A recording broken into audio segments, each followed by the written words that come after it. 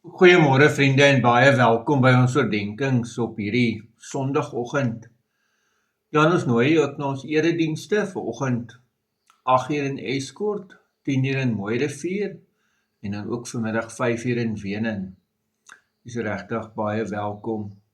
Geliefdes, dit is vanoggend die eerste Lydenssondag. Die lydenstyd in die kerk het Woensdag begin. En in hierdie 40 dae word daar gefokus op hoekom het Jesus aarde toe gekom? En dan spesifiek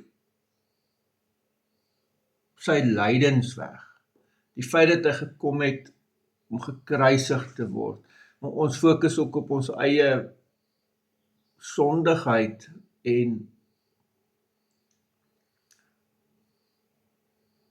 dis ook 'n tyd in die kerk van verootmoediging voor God.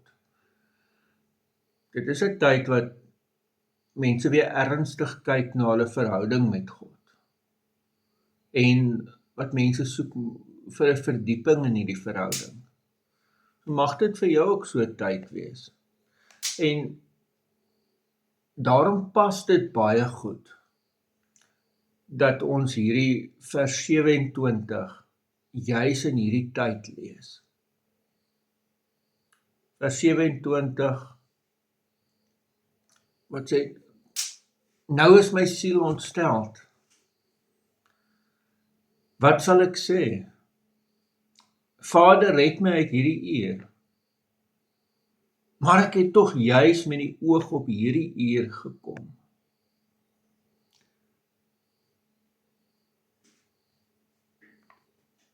Vriende,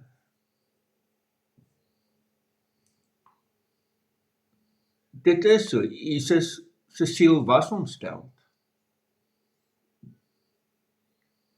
Hierdie is alles in die laaste week van sy lewe op aarde, voor sy kruisiging. En Jesus weet wat gaan gebeur. Hier is alles besig om te gebeur, dat hulle hom gaan gevange neem en gaan kruisig. En die verskrikking van wat wag. En nou sê Jesus, maar wat sal hy nou sê oor dit? Vader, red my uit hierdie uur? Nee. Juis nie. Want dis juis vir dit. En die staan, maar ek het tog juis met die oog op hierdie uur gekom. Dit is van die begin af was dit die bedoeling. Van die begin af was dit die plan dat hy gekom het juis met hierdie doel.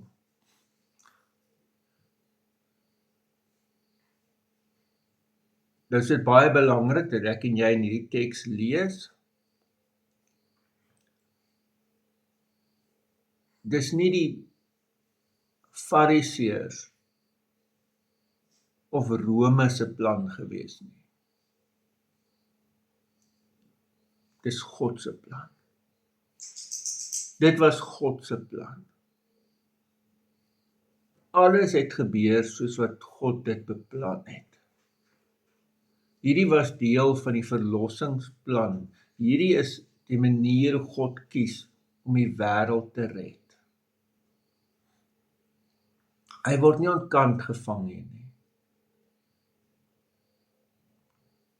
Jesus is in beheer. Hy kies dit.